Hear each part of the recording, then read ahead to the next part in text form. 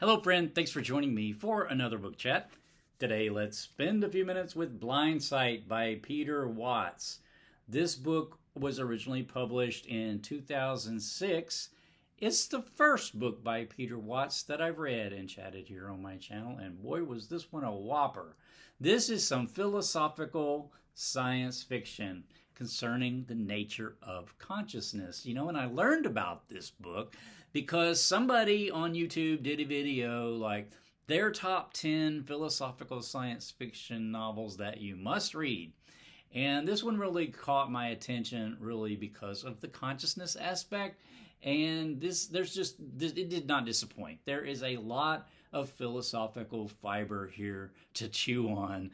Questions of what it is, what is a human? Does it mean to be a human? And what is consciousness? Human consciousness as well as alien consciousness. So, spoiler alert before we go too much further into this, though. I will be careful about spoilers. As with most of my chats, this will be a spoiler-free chat. I will not disclose anything that I think would detract really from a first-time reader's experience with this book. Backstory, though. The backstory. In a future Earth, tens of thousands of comet-like objects suddenly appear in Earth's atmosphere in this sort of coordinated grid-type pattern. Well, the people of Earth, of course, freak out, and they call them fireflies because they're these little small, like comet-like objects, right? The fireflies all sort of burn up at the same time in a precise grid, broadcasting across this huge portion of the electromagnetic spectrum.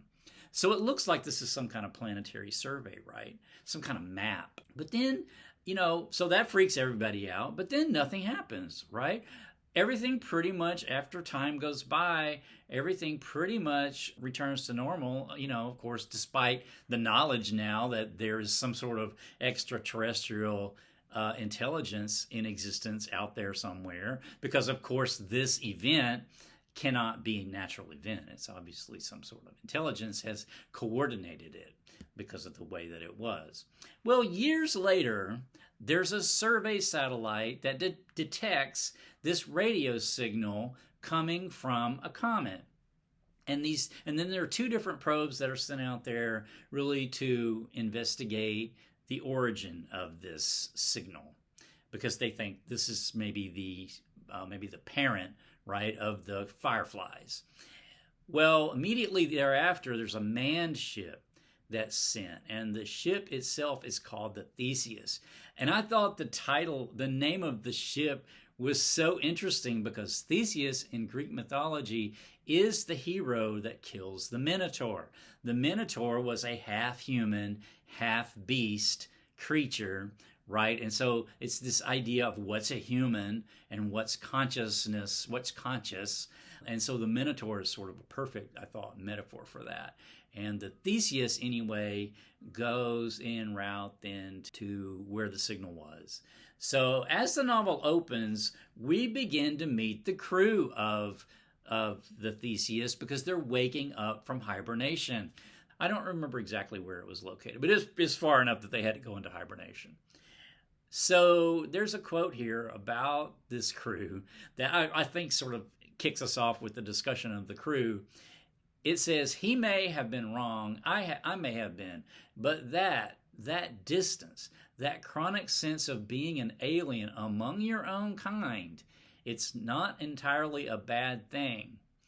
It came in handy when the real aliens came calling." So this crew is a unique collection of humans. There is our main character, and basically the narrator of the story is Siri Keaton, and he has had in his early years had a brain surgery from his parents had subjected him to this brain surgery to cure this medical condition. He sort of has some issues with that because he didn't get consulted on it. But anyway, it's essentially cut him off from his own emotions. And so he can't connect with others emotionally at all. And this sort of makes him kind of like a sociopath, right? Except not in a creepy kind of criminal way, but just the sort of way that, a sociopath just has no empathy with other people. And so Siri then is actually it's called a synthesist. He's a person who has the ability to sort of read the intentions of the others around him without making any kind of like value judgment, because he doesn't have any emotion. So he just sees everything objectively, not subjectively. Then Major Amanda Bates is the combat specialist on board, and she's in command of this robot army. The robots are called grunts, so they're not sentient. They're just sort of robotic soldiers. And then Isaac Spinzel is the primary biologist and the ship's doctor, and he's in love with one of the other characters. Sarasti is a vampire. Yes, this book has a space vampire.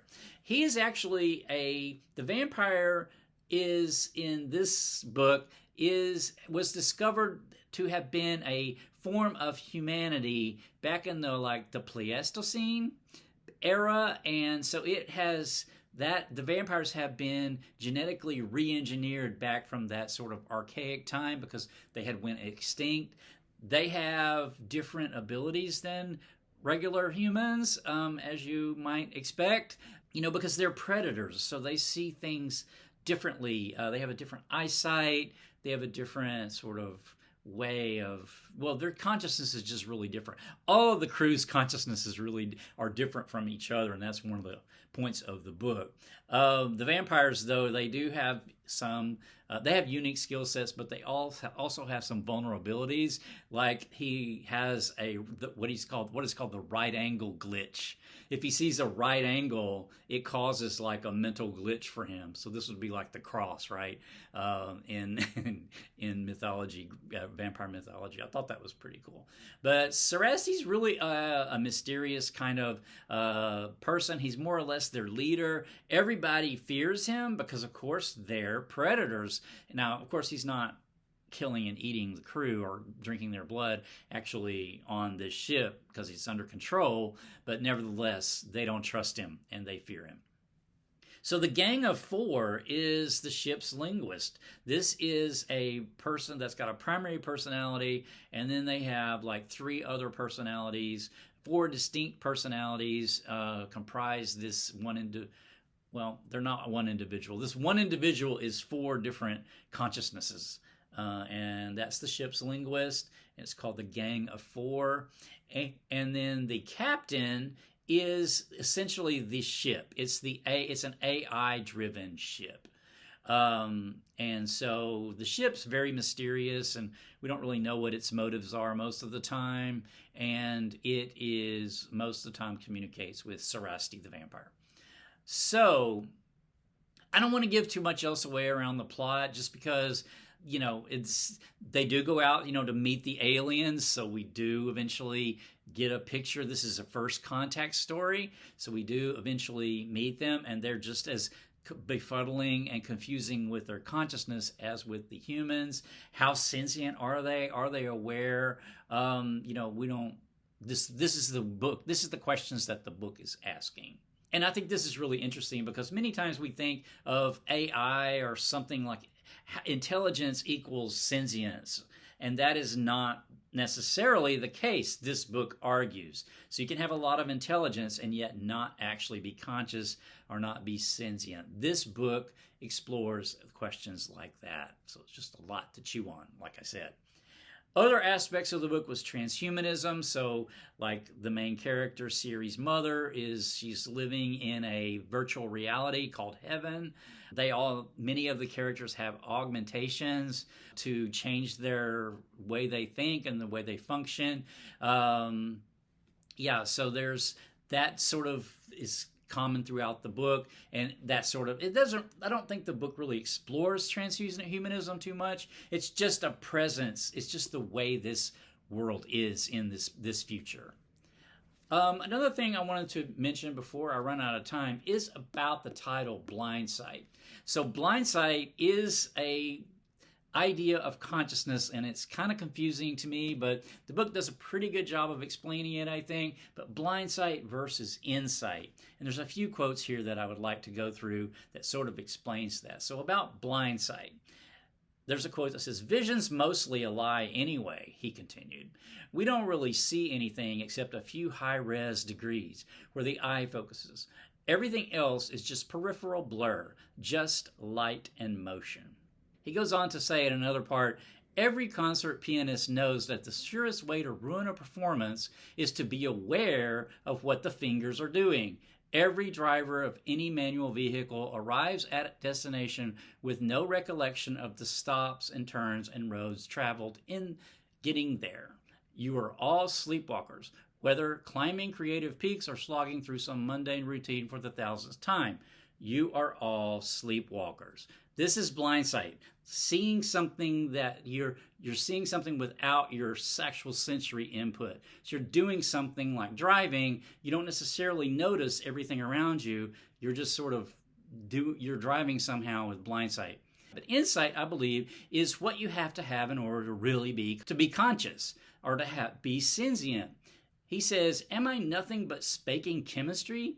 Am I a magnet in the ether? I am more than my eyes, my ears, my tongue.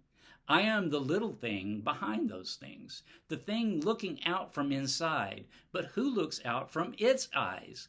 What does it reduce to? Who am I? Who am I? Who am I?" Insight is the ability to take what your experiences are and reflect on them.